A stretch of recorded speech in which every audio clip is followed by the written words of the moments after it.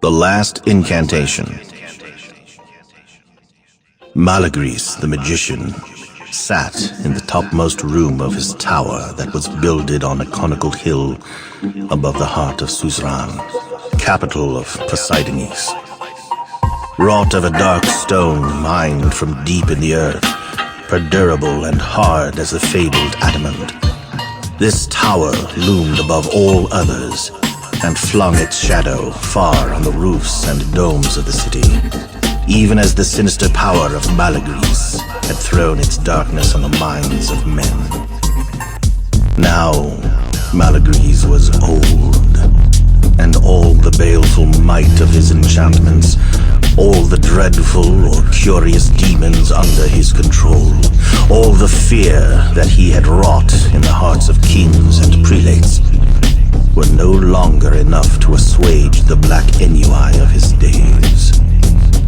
In his chair that was fashioned from the ivory of mastodons, inset with terrible cryptic runes of red tourmalines and azure crystals, he stared moodily through the one lozenge-shaped window of fulvous glass.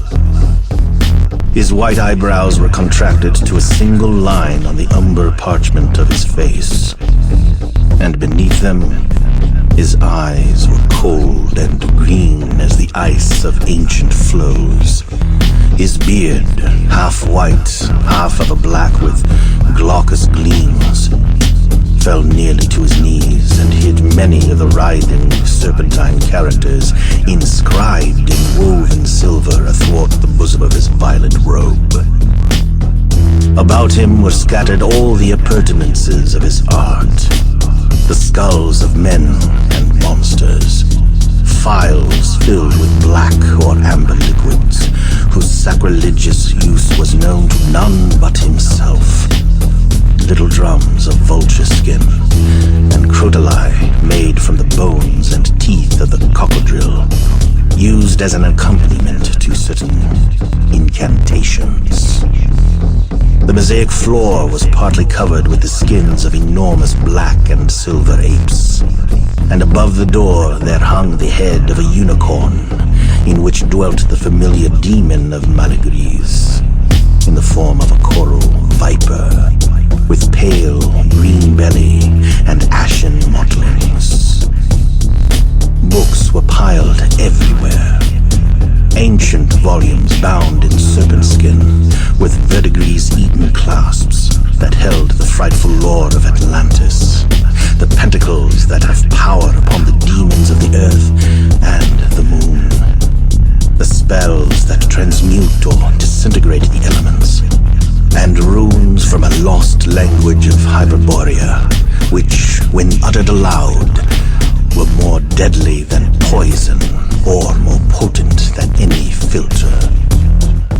But though these things and the power they held or symbolized were the terror of the peoples and the envy of all rival magicians, the thoughts of Malagris were dark with immitigable melancholy, and weariness filled his heart as ashes fill the hearth where a great fire has died. Immovable he sat, implacable he mused, while the sun of afternoon, declining on the city and on the sea that was beyond the city, smote with autumnal rays through the window of greenish-yellow glass, and touched his shrunken hands with its phantom gold, and fired the balas rubies of his rings till they burned like demonian eyes. But in his musings there was neither light nor fire, and turning from the grayness of the present, from the darkness that seemed to close in so imminently upon the future, he groped backward among the shadows of memory, even as a blind man who has lost the sun and seeks it everywhere in vain. And all the vistas of time that had been so full of gold and splendor, the days of triumph that were colored like a searing flame, the crimson and purple of the rich imperial years of his prime, all these were chill and dim and strangely faded now, and the remembrance thereof was no more than the stirring of dead embers. Then Malagry's groped backward to the years of his youth, to the misty, remote, incredible years, where, like an alien star, one memory still burned with unfailing luster. The memory of the girl, Nylissa, whom he had loved in days ere the lust of unpermitted knowledge and necromantic dominion had ever entered his soul. He had well nigh forgotten her for decades, in the myriad preoccupations of a life so bizarrely diversified, so replete with occult happenings and powers, with supernatural victories and perils. But now, at the mere thought of this slender and innocent child, who had loved him so dearly when he too was young and slim and guileless, and who had died of a sudden, mysterious fever on the very eve of their marriage day. The mummy-like umber of his cheek took on a phantom flush, and deep down in his orbs was a sparkle like the gleam of mortuary tapers. In his dreams arose the irretrievable sons of youth, and he saw the myrtle-shaded valley of Meros and the stream Zamander, by whose ever-verdant marge he had walked at eventide with Nylissa, seeing the birth of summer stars in the heavens, the stream, and the eyes of his beloved. Now, addressing the demonian viper that dwelt in the head of the unicorn, Malagry spoke with the low, monotonous intonation of one who thinks aloud. Viper, in the years before you came to dwell with me and to make your abode in the head of unicorn, I knew a girl who was lovely and frail as the orchids of the jungle, and who died as the orchids die. Viper, am I not Malagry's, in whom is centered the mastery of all occult lore, all forbidden dominations, with dominion over the spirits of earth and sea and air, over the solar and lunar demons, over the living and the dead? If so, I desire, can I not call the girl Nylissa, in the very semblance of all her youth and beauty, and bring her forth from the never-changing shadows of the cryptic tomb, to stand before me in this chamber, in the evening rays of this autumnal sun? Yes, master, replied the viper, in a low but singularly penetrating hiss. You are Malagry's, and all sorceress or necromantic power is yours. All incantations and spells and pentacles are known to you. It is possible, if you so desire, to summon the girl Nylissa from her abode among the dead, and to behold her again as she was ere her loveliness had known the ravening kiss of the worm.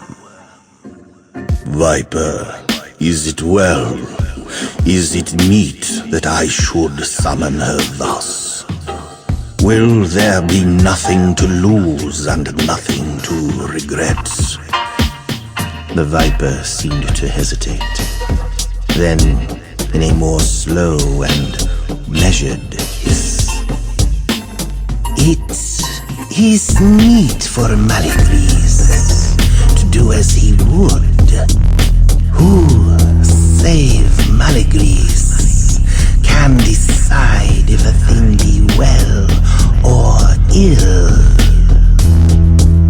other words, you will not advise me. The query was as much a statement as a question, and the Viper vouchsafed no further utterance.